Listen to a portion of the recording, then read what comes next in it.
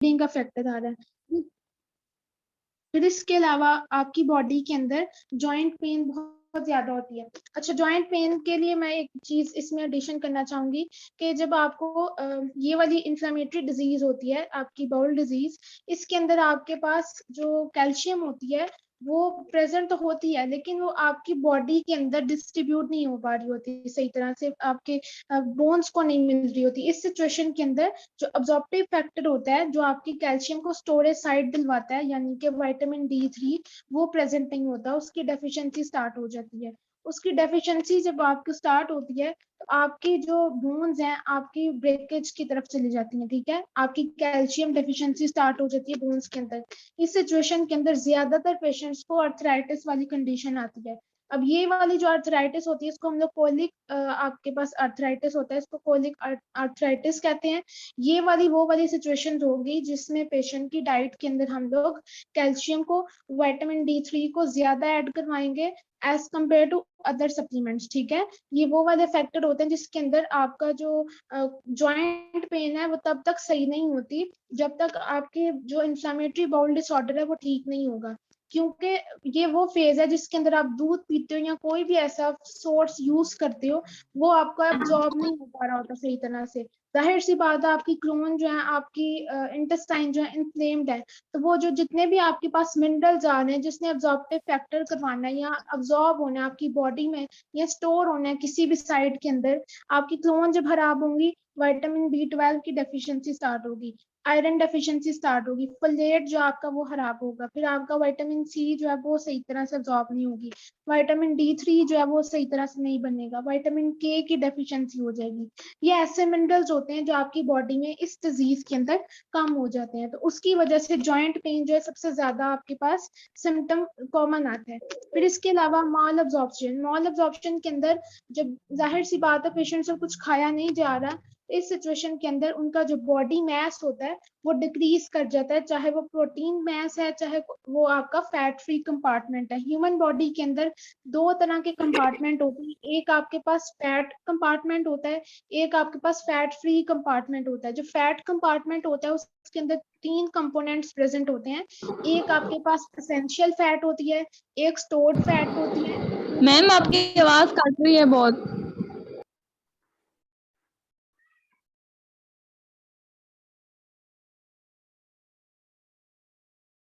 मेरी आवाज कट रही है, सबको कट के आ रही है?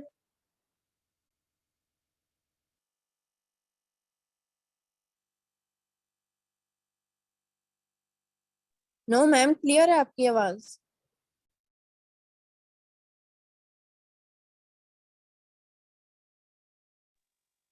ठीक है, मैं आपको बता रही थी ह्यूमन बॉडी के अंदर दो तरह के कंपार्टमेंट होते हैं। एक आपके पास जो कंपार्टमेंट आ रहा है वो आपके पास फैट फ्री कंपार्टमेंट है, एक फैट कंपार्टमेंट है। जो फैट फ्री कंपार्टमेंट होता है उसके अंदर आपके पास वाटर कंटेंट, विटामिन कंटेंट और इसके अलावा मिनरल कंटेंट ज्यादा होता है। जो आपके पास फैट कंपार्टमेंट होता है उसके अंदर तीन तरह के आपके पास कंपोनेंट्स होते हैं, एक आपके पास स्टोर्ड फैट होती है, एक एसेंशियल फैट होती है और एक आपके पास टोटल बॉडी फैट होती है। जो स्टोर्ड फैट होती है वो कौन सी होती है? जो आपकी बॉडी में ऑर्गन्स के इर्द गिर्द जो लेयर होती है, पेरोनियल लेयर, उसके ऊपर साथ अटैचमेंट होती है, या वो जो आपकी लेयर है वो फैटी लेयर होती है जो आपको फ्रिक्शन से प्रिवेंट कर रही है।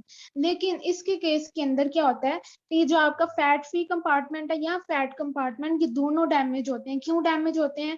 कि इन्फ्लेमेटरी बाउल सिंड्रोम की वजह से जो मिनरल लॉस हो रहा है, वाटर लॉस हो रहा है आपकी बॉडी से, फैट आपकी जो डाइजेशन है वो सही तरह से नहीं हो रही, स्टोरेज साइट नहीं मिल रही उसको, तो यहाँ पर माल अब्जॉर्प्शन की जो कंडीशन है वो आपकी ज्यादा होगी। फिर इसके अलावा यहाँ पर जो डायरिया कंडीशन आती है वो ज्यादा कॉमन होती है कि कोई भी फूड वो पेशेंट खाता है तो फौरन से उसको डायरिया हो जाता है, मींस वो स्टूल की फॉर्म में बाहर निकल जाएगा, चाहे वो कॉन्टिन्यूअस है या फिर उसको रुक रुक कर आ रहे हैं। इसमें क्या होता है, दो सिचुएशन होती हैं, एक तो ऐसा पेशेंट होता है जिसको डायरिया जो है 6 मंथ तक, 7 मंथ तक, 8 मंथ तक कॉमन होता है, या फिर एक ऐसा पेशेंट होता है जिसको 2 महीने डायरिया रहता है, फिर वो 4 महीने ठीक रहता है, फिर 2 महीने बाद उसका वही सिस्टम स्टार्ट हो जाता है। तो इस सिचुएशन के अंदर आपने उनकी डाइटरी मैनेजमेंट को मद्देनजर रखना है। फिर स्टमक अल्सर्स इसके अंदर बहुत ज्यादा कॉमन होते हैं। स्टमक अल्सर्स आपको तब होते हैं जब आपकी बॉडी के अंदर कोई इन्फ्लेमेशन स्टार्ट हो रही, मींस एसिडिक प्रोडक्शन ज्यादा हो, एसिड बेस बैलेंस आपका डिस्टर्ब हो जाए। इस सिचुएशन के अंदर आपने क्या करना होता है कि जितने भी आप लोग फूड कंज्यूम करते हो, कोशिश करो कि उसके अंदर ज्यादा से ज्यादा आपके पास अल्कलाइन नेचर हो, यानी कि बेसिक नेचर हो। बेसिक नेचर होगी तो एसिड को कम करेगा, एसिडिक नेचर आपकी कम होगी। इसके अलावा अगर आप सप्लीमेंट्स के अंदर जाओ तो इसके अंदर मैं जो स्प्रे होता है माउथ स्प्रे वो रिकमेंड करूंगी। उसको हम लोग डिबेक्स कहते हैं। ये क्या करता है, ये आपके माउथ अल्सर्स को कंट्रोल करता है, आपके जो बैक्टीरियाज होते हैं उसको किल करता है। और ये शुगर फ्री होता है, पेशेंट्स भी यूज कर सकते हैं, नॉर्मल लेमैन पर्सन भी इसको यूज कर सकता है। तो ये आपको इजीली मार्केट से मिल भी जाएगा। आपने क्या करना है, खाने से 1 घंटा पहले इसको यूज करना है, और इसको खाने के 1 घंटे के बाद, इसके स्प्रे करने के बाद आप इसको खाना खा सकते हो। डिबेक्स नाम है, यहाँ चैट बॉक्स के अंदर मैं मेंशन कर देती हूँ।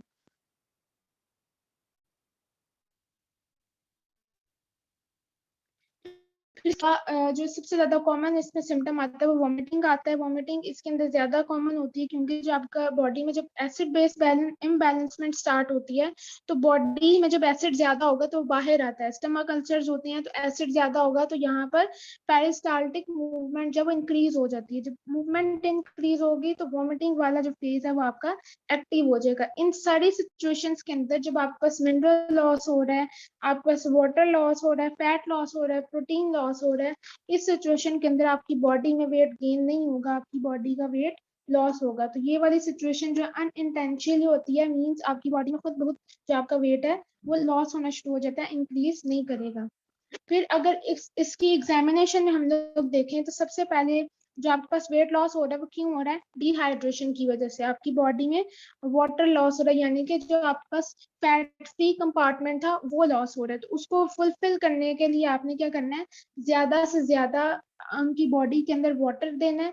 ओआरएस आप लोग रिकमेंड कर सकते हो, ये डाइटिशियंस की बात कर रही है, ये वो ओआरएस रिकमेंड कर सकती हैं। फिर इसके अलावा उनकी डाइट के अंदर वो वाले फूड ऐड करें जिसके अंदर ज्यादा से ज्यादा सोडियम और पोटेशियम चैनल प्रेजेंट हो। मैं अनीमिक वाला पॉइंट जो वो दोबारा से बता देती हूँ। अनीमिया इस केस के अंदर ज्यादा होता है, क्यों ज्यादा होता है कि इंटेस्टाइन के अंदर इन्फ्लेमेशन हो जाती है। जब वो कोई भी प्रोटीन फूड खाते हैं वो डाइजेस्ट नहीं हो पाता, मींस अब्जॉर्प्शन नहीं होगी। जब अब्जॉर्प्शन नहीं होगी तो स्टोरेज साइट नहीं मिलेगी। आपने पढ़ा होगा विटामिन B12, आयरन जो है, या आपका विटामिन D3, ये आपके इंटेस्टाइन के अंदर जाके इसने बनना होता है, ठीक है, वहां से इसकी सारी प्रोसेसिंग स्टार्ट होती है।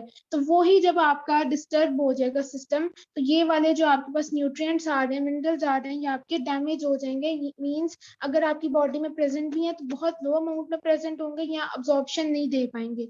इसके लिए ऐसे पेशेंट जब अनीमिक हो जाते हैं क्योंकि उनकी बॉडी में B12, आपके पास विटामिन C, विटामिन D3 और विटामिन K, और इसके अलावा जो है आयरन, ये नहीं बन रहा होता। विटामिन के क्यों नहीं बन रहा होता, विटामिन के डेफिशिएंसी इसलिए होती है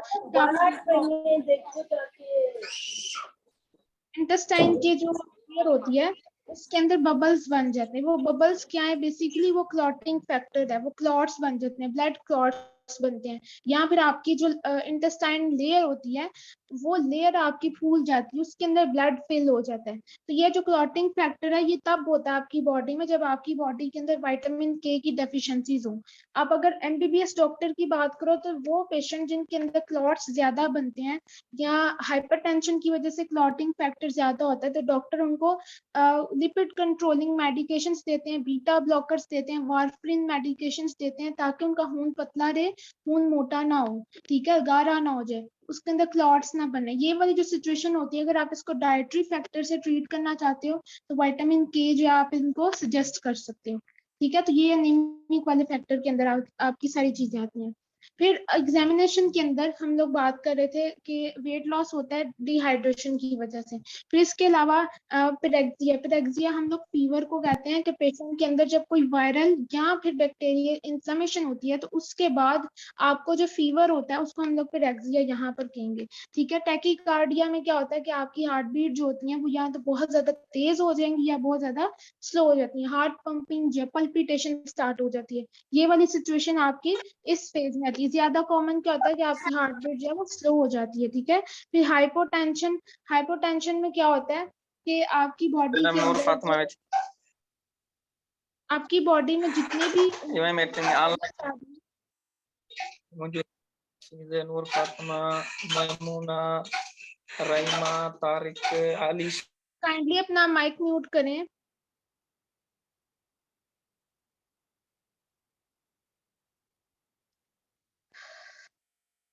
हाइपोटेंशन वाली कंडीशन इसके अंदर ज्यादा होगी, वाटर कंटेंट बॉडी का कम हो जाएगा, ठीक है। मैं बता देती हूँ, जब भी आपकी बॉडी के अंदर इंफ्लेमेशन ज्यादा होगी, बैक्टीरियल या वायरल, उस कंडीशन के अंदर वायरल इंफ्लेमेशन या बैक्टीरियल इंफ्लेमेशन के बाद जो फीवर होगा, इसको हम लोग पिरेक्सिया कहते हैं।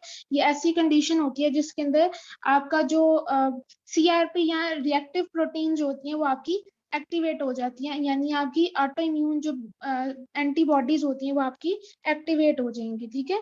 मैं जरूर शेयर कर दूंगी स्लाइड्स भी, और रिकॉर्डिंग हो रही है, रिकॉर्डिंग आपको मिल जाएगी। फिर इसके अलावा एब्डोमिनल टेंडरनेस, ये क्या होता है, आपको खिंचाव पड़ता है आपके एब्डोमिनल हिस्से के ऊपर, यानी कि पेट अंदर से खींचा जाता है। ये बहुत पेनफुल सिस्टम होता है कि ऐसा पेशेंट जब आता है तो उसे सीधा होकर चला नहीं जाता, जिस्म अकड़ जाता है, खास तौर पे पेट का अंदर वाला हिस्सा। जब आप वाटर नहीं पीते, आपने देखा होगा आपकी स्किन पर क्रैक्स पड़ जाते हैं, इसी तरह आपकी इंटेस्टाइन के अंदर क्रैक्स पड़ने लग जाते हैं, और ये वाला जो सिम्टम है ये आपकी बॉडी में ज्यादा होगा। डिस्टेंशन वाली कंडीशन भी आपका सेम यही आ रही है कि आपकी बॉडी की जो इंटेस्टाइन्स होती हैं वो सही तरह से उसके अंदर इलास्टिसिटी नहीं रहती, और वो बहुत ज्यादा कंप्रेस फॉर्म के अंदर चली जाती है।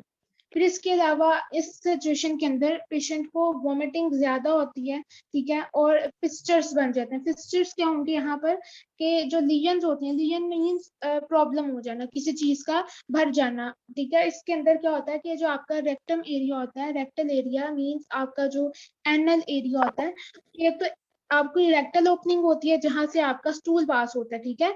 एक उसके बाहर वहां पर फिस्टुलास बनते हैं, मींस उसी तरह की ओपनिंग होती है बाहर की तरफ, आउटसाइड द बॉडी ओपनिंग होती है, उसको हम लोग आपका पेरी एनल फिस्चर्स कहते हैं या लियंस कहते हैं। ये वाली कंडीशन किस में कॉमन होगी, आपकी क्रोहन डिजीज के अंदर। इसको हम लोग किस तरह ट्रीट करेंगे एज अ डाइटिशियन, आप पेशेंट को कहो कि जब भी आपको स्टूल पास हो, आपने स्टूल के बाद 15 से 20 मिनट के लिए एक टब के अंदर गर्म पानी डालना है, ठीक है, नीम गर्म, उसके अंदर बैठना है 15 से 20 मिनट के लिए। ये वाली जो सिचुएशन होगी ये आपके फिस्टुलास को खत्म करने में आपकी हेल्प करेगी। या फिर वो पेशेंट जिनको हीमो हार्ट्स होते हैं उनके लिए भी बहुत ज्यादा हेल्पफुल होता है, और ये पेन को रिलीव करने में हेल्प करेगा।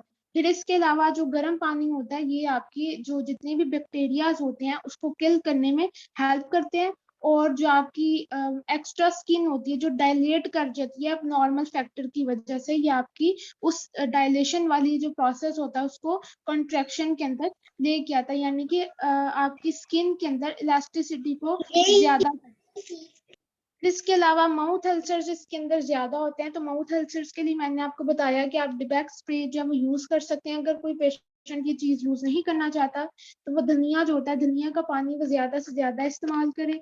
पुदीने का पानी जो होता है वो बहुत ज्यादा हेल्पफुल होता है माउथ अल्सर्स के लिए। इलायची लेकर उसको कूट ले, उसको आपने चुबाना है, ठीक है। फिर इसके अलावा लिकोराइस रूट, इसको हम लोग क्या कहते हैं, मुलट्ठी, ठीक है। जो मुलट्ठी होती है ये भी आपके पास किस चीज के अंदर आती है, ये आपकी माउथ अल्सर्स को कंट्रोल करती है। हाँ, अगर आपको डिजीज ज्यादा सीवियर है तो उस सिचुएशन के अंदर आप ये जो मुलट्ठी होती है ये नहीं दोगे। क्या आप पूछ रहे हो? पैल्पेबल मैसेज, ये वो वाले मैसेज होते हैं जब आपकी बॉडी के अंदर बहुत ज्यादा क्लॉटिंग फैक्टर बनने लग जाते हैं, ठीक है। अब आप उनको हाथ लगाते हो तो पेन स्टार्ट हो जाती है, ठीक है। और ये वो वाली चीजें होती हैं जो आपकी बायोप्सीज में नजर आती हैं, बायोप्सीज में टेस्ट की जाती हैं। जैसे कि बायोप्सी क्या होता है, जैसे कैंसर पेशेंट है, ठीक है, और कैंसर पेशेंट की बॉडी के अंदर एक नीडल डाली जाती है, और वो नीडल क्या करती है, वो आपके जो स्किन टिश्यू होती है उसको थोड़ा सा हिस्सा काट कर उसको देखती है, उसको एग्जामिन करती है कि इसके अंदर कौन सी ऐसी एंटीबॉडीज हैं जो ज्यादा हो गई हैं, ठीक है। ये आपका जो सिस्टम है, ये प्रोसीजर है, इसको हम लोग बायोप्सी कहते हैं। ये वो वाली चीज होती है जब आप किसी चीज को जो कैंसर में कन्वर्ट हो जाते हैं, यानी हाइपरट्रॉफी कॉज हो जाती है, ये वो वाले मैसेज होते हैं। टेंड कर जाना मीन्स बढ़ जाना, मैंने आपको दिखाया बताया भी है कि आपकी जो इन्फ्लेमेशन होती है ये इतनी स्वेयर होती है कि आपके अंदर जो बबली चॉकलेट होती है उस तरह के बबल्स बन जाते हैं इंटेस्टाइन के अंदर। तो उसको हम लोग ये पैलापेबल मैसेज कहते हैं। और ये इतने ज्यादा स्वेयर होते हैं, इतना पेनफुल होता है, अगर कोई इसको हाथ लगाता है तो बहुत ज्यादा पेन होती है। इसी वजह से ये बहुत ज्यादा पेन कॉज करता है। और जो आपका खाना होता है वो सही तरह से डाइजेस्ट नहीं होता, इलास्टिसिटी आपके इंटेस्टाइन के अंदर नहीं रहती। जो ये जितना भी आपके पास एग्जामिनेशन होती है ये हम लोग आपकी माउथ से लेके एनएस तक करते हैं। और इसके अंदर पूरा जो जितना भी ट्रैक आ रहा है आपका उसको चेक करते हैं कि पेशेंट के अंदर कहाँ कहाँ पर प्रॉब्लम आ रही है। ये आपके पास एक डायग्राम है, इसके अंदर आप देख सकते हैं कि जो आपका लिवर है वो सही तरह से काम नहीं करता, उसके अंदर बहुत ज्यादा प्रॉब्लम काज हो जाती है। इसमें क्या होगा, बेसिकली आपकी जो फैट है वो सही तरह से अब्जॉर्प्शन नहीं देगी और ये सो करने लग जाता है। ठीक है, फिर ये आपका माउथ अल्सर्स होते हैं जो आपकी टंग के नीचे बहुत ज्यादा अल्सर्स प्रोड्यूस होते हैं। ठीक है जी जी, ये हिमोहार्स में भी होते हैं, क्रोहन्स के अंदर भी होते हैं। और ये ज्यादा कॉमन किसके अंदर होते हैं, ये उन लोगों के अंदर होते हैं जिनके अंदर पानी की कमी होती है, डिहाइड्रेशन ज्यादा हो जाती है। वो पेशेंट जो पानी ज्यादा नहीं पीते उनके अंदर ऐसी जो एनल वाली जितनी भी डिजीजेज है वो ज्यादा होती हैं as compared to normal person.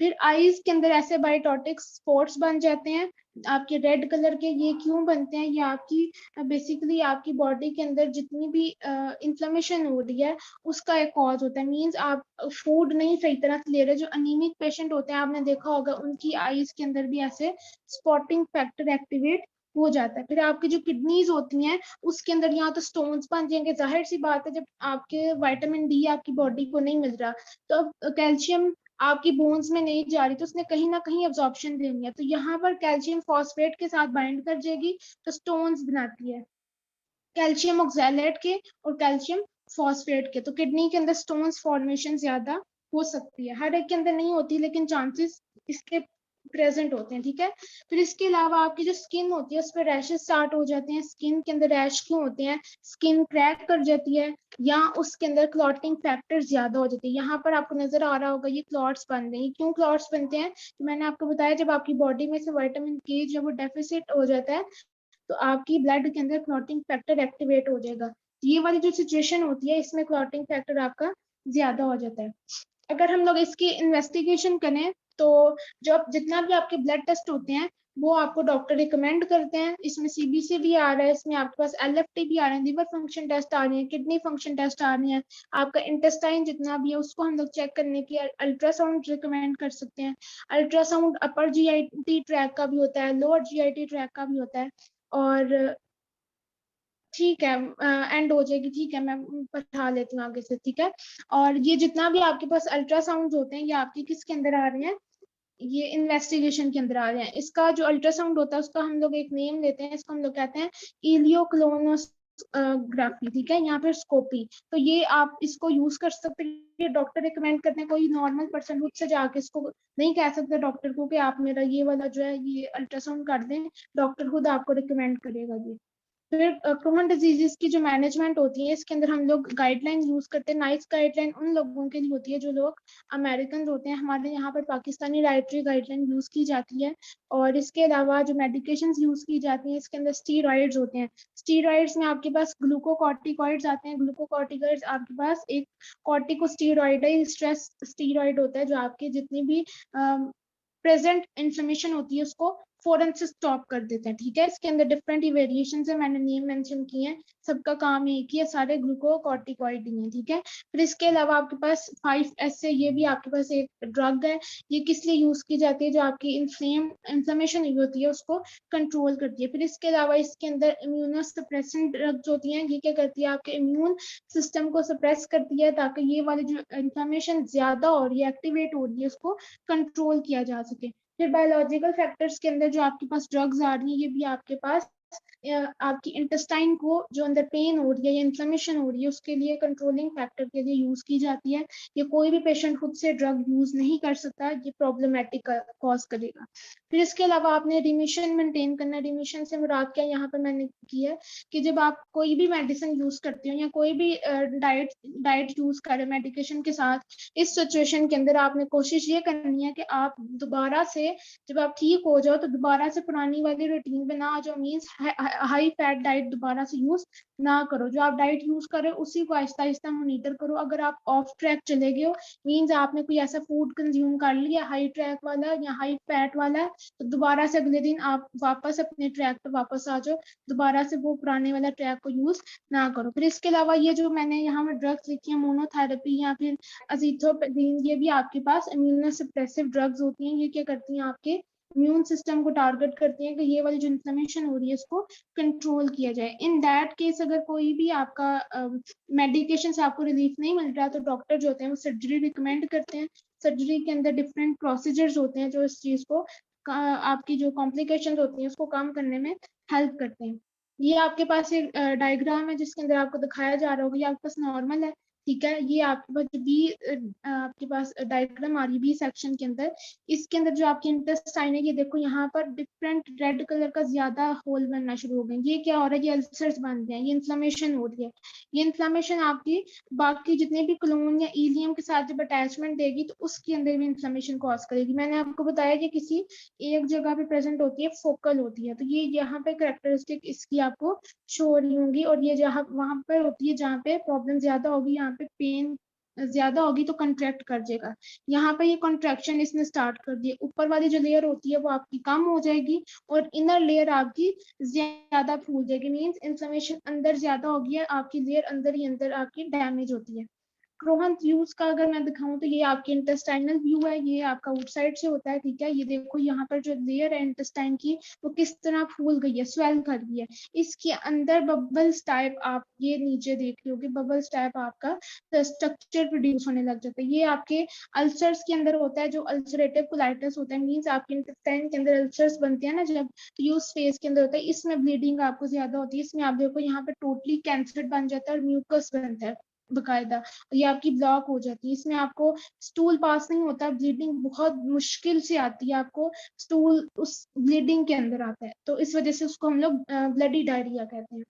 फिर इसके अलावा जो आपकी डाइटरी मैनेजमेंट होती है, डाइटरी मैनेजमेंट के अंदर आप कोशिश करें प्रीबायोटिक और प्रोबायोटिक फूड का ज्यादा इस्तेमाल करें। प्रीबायोटिक प्रोबायोटिक फूड कौन से होते हैं, जैसे आपके पास हरा धनिया, ठीक है, हरा प्याज, और फिर इसके अलावा गार्लिक जो होता है वो बहुत अच्छा होता है। बनाना जो है, ये ग्रीन बनाना बहुत अच्छा होता है गट हेल्थ के लिए, ये आपका प्रीबायोटिक के अंदर आता है। ये आपके गुड बैक्टीरिया को इंक्रीज करता है, बैड बैक्टीरिया को किल करने में हेल्प करेगा। जाहिर सी बात है कि इसके अंदर आपने जो डाइट देनी है, समझ लो ब्रेड डाइट देनी है आपने। ब्रेड डाइट कौन सी होती है, बनाना, राइस, एप्पल और टोस्ट, ठीक है। ये वो वाले फूड होते हैं जो आपको सॉफ्ट डाइट के अंदर आते हैं और आपकी जो गट हेल्थ होती है उसको आराम पहुंचाते हैं, आपको दर्द नहीं होती। बहुत सारे ऐसे पेशेंट्स आएंगे इस केस के अंदर जिसके अंदर पेशेंट को जो फाइबर होता है अब्जॉर्ब नहीं होता, पेन होती है, तो उस केस के अंदर आप पेशेंट की डाइट के अंदर ग्लूटेन फ्री डाइट ऐड करोगे।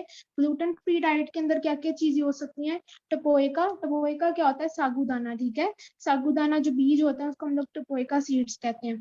फिर इसके अलावा सफेद चावल वो आप दे सकते हो, कॉर्न, ठीक है, जो वो आप ऐड कर सकते हो उनकी डाइट के अंदर। इसके अलावा जितने भी आपके पास वाइट ब्रेड है वो आप यूज कर सकते हो। लो फाइबर डाइट देनी है, जितने भी फ्रूट्स हैं, वेजिटेबल्स हैं, उसके ऊपर जो पैक्टिन्स होते हैं, लेयर होती है या छिलका होता है, उसको आपने उतार कर देना है और कोशिश करें लो फाइबर डाइट पेशेंट की डाइट में ऐड करें। सॉफ्ट फूड जितने ज्यादा ऐड करेंगे उतना ज्यादा बेहतर है, ठीक है। सॉफ्ट फूड जो होते हैं वो ज्यादा आसानी से खाए जा सकते हैं और इतनी जल्दी आपकी बॉडी में एक्सक्रीट भी नहीं होते। और जो सॉफ्ट फूड है वो आपके पास जो ब्रेड डाइट है वो आती है। वेट लॉस के अंदर हम लोग ब्रेड डाइट अगर रिकमेंड करते हैं तो ये आपका वेट गेन करवाने में भी आपको हेल्प करेगा। फिर इसके साथ साथ जो आयरन का सोर्स आपने पूरा करना है वो सप्लीमेंट से भी कर सकते हो, ओआरएस से भी कर सकते हो। इसके अलावा जितने भी आपके पास डाइटरी फूड है, जैसे अनार है, अनार का जूस आप दे सकते हो। एक अनार लो, उसमें पुदीना डालो, ठीक है, 10 पत्ते और 1 गिलास पानी डाल दी, ग्राइंड करके पेशेंट को दे दो। इसके अंदर बहुत अच्छी अमाउंट में आपके पास आयरन प्रेजेंट होता है। चुकंदर जो होता है वो आप ऐड करके दे सकते हो। चुकंदर एक ले लो, उसके अंदर पुदीना डालो, ग्राइंड करो पानी में, उसको दे दो। चीनी नहीं डालनी। अगर आप कोई भी फ्रूट ऐसे मिंट के साथ ग्राइंड करके पीना शुरू हो जाओगे, आपकी स्किन इन्फेक्शन खत्म हो जाएंगी, आपकी स्टमक इन्फेक्शन खत्म हो जाएंगी, जितने भी प्रॉब्लम आती है आपकी इंटेस्टाइन में या जीआईटी ट्रैक के अंदर वो यहाँ से खत्म हो जाती है। कैल्शियम सोर्सेज के लिए आप लोग लोटस सीड्स यूज कर सकते हो। यहाँ पर मिल्क को मैं रिकमेंड नहीं करूंगी क्योंकि मिल्क यहाँ पर इन्फ्लेमेशन कॉज करेगा। लोटस सीड आपके पास लोटस फ्लावर होता है, उसके बीज होते हैं, तो वो वाले जो सीड्स होते हैं वो आप इस्तेमाल कर सकते हो। कोकोनट मिल्क ज्यादा यूज कर सकते हो। ओट्स का जो मिल्क होता है वो आप लोग इसमें यूज ना करो। ओट मिल्क या कोई भी आलमंड मिल्क, उसके अंदर फाइबर ज्यादा होता है तो यहाँ पर प्रॉब्लम कॉज कर सकता है। तो उसके लिए आप सोयाबीन जो है वो आप यूज कर सकते हो। विटामिन D3 के लिए आप लोग सप्लीमेंट यूज कर सकते हो। इंड्रॉप डी आपके पास सप्लीमेंट आता है, वो आप इसमें यूज कर सकते हो। ये सबसे ज्यादा हेल्दी रहा है अभी तक। आप इस पे व्हाइट ब्रेड पे लगाकर इसको यूज कर लें। मैंने रिकमेंड इसलिए नहीं किया मिल्क क्योंकि मिल्क के अंदर प्रॉपर्टी होती है, ये एक बेसिकली आपका माइक्रोबियोटिक कल्चर होता है। माइक्रोबियोटिक कल्चर क्या होता है कि वो कल्चर जिसके अंदर बैक्टीरिया ग्रो करते हैं। अगर आपकी बॉडी में इन्फ्लेमेशन है तो बैक्टीरिया तो ऑलरेडी ग्रो कर रहे हैं, तो इस फेज के अंदर मैं मिल्क रिकमेंड नहीं करूंगी क्योंकि ये म्यूकस बनाएगा। अगर म्यूकस बनने लग गया बॉडी के अंदर, इन्फ्लेमेशन ज्यादा होगी, ये अल्सरेटिव कोलाइटिस में कन्वर्ट हो जाएगा, जिसकी वजह से जो आपका इंटेस्टाइन है उसके अंदर म्यूकस बनेगा और ब्लडी डायरिया आएगा। इसलिए मैं ये वाला जो सिचुएशन है वो रिकमेंड नहीं करूंगी, ये फूड रिकमेंड नहीं करूंगी इसके अंदर। विटामिन के लिए आप लोग वारफरिन, ग्रीन लीफी वेजिटेबल्स का ज्यादा इस्तेमाल करें, जो मैंने आपको तरीका बताया। पुदीना वो ज्यादा इस्तेमाल करें, वो आपके पास विटामिन के का एक एक्टिव सोर्स है। ठीक है, अगर आप विटामिन के और आयरन साथ दोगे तो ये आपको एक्टिव सोर्स होगा, अब्जॉर्प्शन के लिए भी आपको हेल्प करेगा। ग्लूटेन फ्री डाइट मैंने ऑलरेडी आपको मेंशन किया कि आप क्या क्या उसमें ऐड कर सकते हो। वो फूड जो आपने लिमिट करने हैं लो फाइबर डाइट के अंदर। सबसे पहले अगर कोई पेशेंट लैक्टोज मॉल एब्जॉर्प्शन हो रही है, मींस उसको फाइबर सूट नहीं कर रहा, तो आप कितना फाइबर दे सकते हो? 6 से 12 ग्राम। 6 से 12 ग्राम से मुराद जो आपके पास एप्पल है वो भी आपके पास थोड़ा सा फाइबर होता है। आइसक्रीम है वो भी आपके पास लैक्टोज उसके अंदर कितना आ रहा है? 6 से 12 ग्राम। 6 ग्राम फाइबर लैक्टोज होता है उसके अंदर, आइसक्रीम के अंदर। जितने भी आपका स्वीट्स होती हैं उसके अंदर 6 से 10 ग्राम तक आपके पास लैक्टोज प्रेजेंट होता है।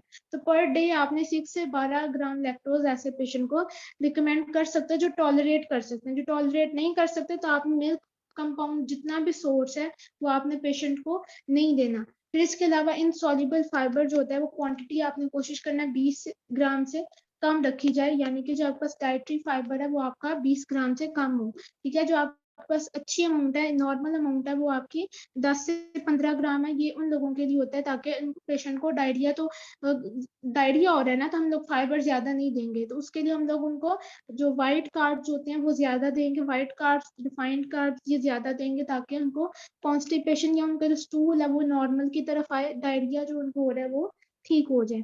ठीक है, ये उनके लिए जिनका जो हेल्दी स्टेट नहीं है या फिर उनकी गैस्ट्रोइंटेस्टाइनल जो स्टेट है वो उनकी अनहेल्दी है, क्रॉनिक है, तो उसमें आप ये चीजें नॉर्मल मैनेज कर सकते हो। फिर इसके अलावा सॉर्बिटोल, मोनिटोल या फिर जाइलिटोल, ये वो वाले आपके पास एडिटिव्स होते हैं या आप ये कह सकते हो आर्टिफिशियल स्वीटनर्स होते हैं जो पेशेंट को रिकमेंड किए जाते हैं कि वो कोई भी फूड के अंदर स्वीटनर यूज कर लें। इसलिए मैं ये जो है ये 10 ग्राम से कम आपने यूज करना होता है। तो अगर मैं रिकमेंड करूँ तो मैं बोनविया सजेस्ट करूंगी। बोनविया जो है ये बेसिकली स्टिविया पाउडर होता है, इसके अंदर ऑक्सैलेट नहीं होता। ठीक है, कोई भी ऐसी चीज नहीं है, इसकी कैलोरी 0.3 है। ठीक है, आप इसको यूज कर सकते हो। स्वीटनेस इसके अंदर बहुत ज्यादा है। 1 टेबल स्पून बोनविया शुगर के अंदर आप अगर उसको एक ग्लास में डालोगे आपको ऐसे लगेगा कि आपने 2 चम्मच शुगर डाली है, वो इतना स्वीट है। तो आपने स्टेविया प्लांट नहीं लेना, उसके अंदर ऑक्सैलेट 21 mg होता है। आपने ऑक्सैलेट के लिए उससे बचने के लिए आपने स्टेविया का पाउडर यूज करना है। इसके लिए बोनविया ब्रांड है वो आप इसका यूज कर सकते हो। फ्रुक्टोज जो है वो एक्सेस फॉर्म के अंदर आप लोग यूज नहीं करोगे। 20 से 25 ग्राम पर मील आपने यूज करना है। ठीक है, पर मील। इससे ज्यादा अगर ज्यादा होगा तो वो प्रॉब्लम कॉज करेगा। फ्रुक्टोज में क्या होता है आपके पास जितने भी फ्रूट्स हैं वो आपके पास फ्रुक्टोज इन नेचर होते हैं। ठीक है, यानी कि नेचुरल शुगर होती है। नेचुरल शुगर आप यूज कर सकते हो। नेचुरल शुगर आपकी राइस में भी आ रही है, ग्लूटेन फ्री डाइट में भी है, आपके फ्रूट्स में भी है, आपकी वेजिटेबल्स के अंदर भी है, तो ये आप लोग रिकमेंड कर सकते हो। सुक्रोज कहाँ पर ज्यादा होगा? आपने 25 और से लेकर 50 ग्राम पर मील से कम आपने कोशिश करनी है ये देनी है, इससे 50 ग्राम से ज्यादा ना जाए, ठीक है। ये सुक्रोज किस में ज्यादा होता है, जो आपके पास हाई फाइबर फूड होते हैं। हाई फाइबर फूड में सुक्रोज भी आपके पास ज्यादा होता है, तो इसलिए आपने क्या करना है, लो फाइबर फूड देने हैं ताकि सुक्रोज भी आपका मैनेज रहे। तो इसलिए मैं ग्लूटेन फ्री डाइट जो होती है वो यहाँ पर रिकमेंड की थी। कैफीन आप लोगों ने नहीं देनी, ये आपकी जो अब्डोमिनल टेंडरनेस हो रही थी उसको ये ज्यादा करता है, इसलिए आपने ये वाली चीज इसके अंदर रिस्ट्रिक्ट करनी होती है। होममेड अगर आप लोग ओआरएस बनाना चाहते हो, जिसको आप लोग निमकोल कहते हो आम से जुबान के अंदर, अगर आप बाहर से नहीं यूज करना चाहते, आप उसको घर किस तरह बना सकते हो। दो तरह के आपके पास मेथड होते हैं। ये आपके पास एक सिरप है, इसको हम लोग कहते हैं गैट्रोरेड, ठीक है। ये 2 कप आपने लेना है, 2 कप इसके अंदर पानी ऐड करोगे, और जो टी स्पून है उसका चौथाई हिस्सा जो होता है, मीन्स एक चुटकी जो है वो आपने नमक इस्तेमाल करना है, इसको मिक्स करना है, और ये आप ओआरएस यूज कर सकते हो। इसके अंदर आपको 28 ग्राम ग्लूकोज मिलेगा, 82 MEQ जो आपको सोडियम मिलेगा, और 1.5 MEQ जो आपको पोटेशियम मिल जाएगा। मींस आपके जो कह सकते हो कि ये निमकोल का काम कर रही है, ठीक है। ये आप इसको यूज कर सकते हो। फिर इसके अलावा जो आपका सेकंड रेसिपी है, उसमें आपने 1 क्वार्ट वाटर लेना है, मींस आप एक जग ले सकते हो, या इसको लीटर को हाफ कर दो, वो आप इतना पानी लोगे, ठीक है। फिर इसके अलावा आपने एक चुटकी इसमें नमक ऐड करना है, 6 जो टी स्पून है वो शुगर ऐड करनी है। इसमें भी आपको 24 ग्राम ग्लूकोज मिलेगा, ठीक है। 76 जो है वो MEQ आपको सोडियम मिलेगा, इसमें आपको पोटेशियम नहीं मिलेगा। ये 2 ORS हैं जो आप लोग घर में बना सकते हो। आज का जो हमारा लेक्चर था वो बस इतना ही था, और आपका बाकी इससे रिलेटेड कोई भी क्वेश्चन है तो आप मुझसे पूछ सकते हैं।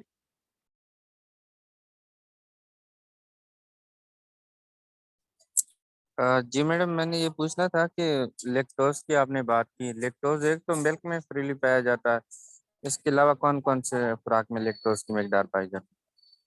लैक्टोज जो है ये आपके मिल्क के अंदर ज्यादा होता है as compared to other sources, ठीक है। तो आप मिल्क वाला जो पोर्शन होता है वो रिस्ट्रिक्ट करेंगे। फिर इसके अलावा प्रीबायोटिक प्रोबायोटिक में योगर्ट ज्यादा कॉमन होता है, तो योगर्ट के अंदर भी लैक्टोज आपका प्रेजेंट होता है। तो उस सिचुएशन के अंदर आप लोग, अगर पेशेंट को लैक्टोज माल अब्जॉर्प्शन है, ठीक है, मैंने इंटॉलरेंस की बात नहीं की, मैंने माल अब्जॉर्प्शन की बात की है कि इस डिजीज के अंदर लैक्टोज आपका सही तरह से अब्जॉर्प्टिव फैक्टर के अंदर नहीं होता, अब्जॉर्ब नहीं हो रहा था, ठीक है। इस सिचुएशन के अंदर आप लोग दही का इस्तेमाल करवा सकते हो। अगर दही पेशेंट नहीं लेना चाहता तो उसके जो आपके रिप्लेसमेंट करोगे तो आप कौन सी चीजें दे सकते हो, ग्रीन अनियन, या फिर आपके पास ग्रीन प्याज जो होता है, ये आपके पास प्रीबायोटिक प्रोबायोटिक में आएगा, और इसमें लैक्टोज प्रेजेंट नहीं होगा। तो बेसिकली मिल्क के अंदर लैक्टोज आपका ज्यादा होता है।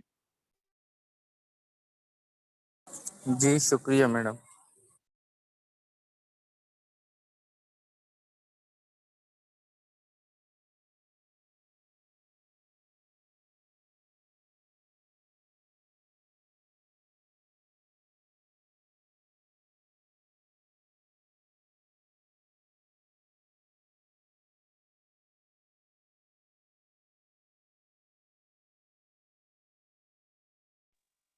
अगर किसी और का क्वेश्चन है तो वो काइंडली अपना माइक अनम्यूट करके पूछ लें।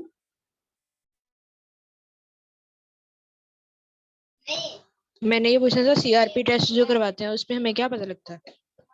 जो सीआरपी टेस्ट होता है वो आपका सी रिएक्टिव प्रोटीन्स होती हैं, ये आपके जो भी बॉडी में इंफ्लेमेटरी या फिर बैक्टीरियल या वायरल इन्फेक्शन होती है, अगर वो आपकी बॉडी में एक्टिवेट हो जाती है तो तब हम लोग वो टेस्ट करवाते हैं। जैसे कोविड वायरस है, या फिर आपको स्किन इन्फेक्शन हुई है, रिंग वॉर्म डिजीज हो गई है, आपको हारिश पड़ गई है, या फिर आपके जिस्म के अंदर बहुत ज्यादा वॉमिटिंग स्टार्ट हुई है, तो आपका स्टमक डिस्टर्बेंस है, फिर आपकी गट हेल्थ खराब है, तब भी आप सीआरपी टेस्ट करवाते हो। लैक्टोज इंटॉलरेंस है, सीआरपी टेस्ट एक्टिवेट हो जाता है। इसके अलावा कैंसर सेल है तो भी आपका सीआरपी टेस्ट एक्टिवेट होगा। अनीमी का कोई पेशेंट, तब भी आपको सीआरपी टेस्ट आपका एक्टिवेट होगा। जितनी भी बैक्टीरियल वायरल इन्फेक्शन है आपकी जब एक्टिवेट होती है आपकी बॉडी में, तो सीआरपी टेस्ट आपका पॉजिटिव आता है।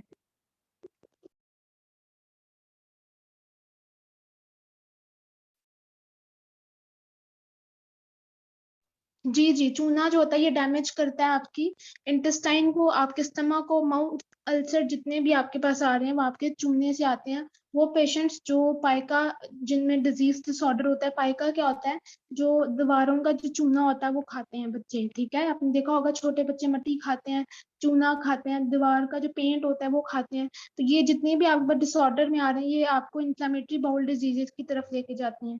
आपने देखा होगा जो छोटे बच्चे होते हैं उनमें ये चीज क्यों कॉमन होती है, उसके पीछे रीजन ही ये होती है कि छोटे बच्चे बाहर से गंदी चीजें खाते हैं, जमीन से मट्टी उठा के खाएंगे, दीवारों के ऊपर जो पेंट लगा होता है वो उतार कर खाते हैं। तो ये जो कंडीशन होती है ये आपको इन्फ्लेमेटरी बाउल डिजीजेस की तरफ लेके जाती है, और ये बाद में जाके क्रोन डिजीजेस के अंदर कन्वर्ट हो जाती है। इस फैक्टर के अंदर आप बच्चों को किस तरह मना कर सकते हो, बच्चों के हाथ के ऊपर मिर्चें लगा दो सीरियसली।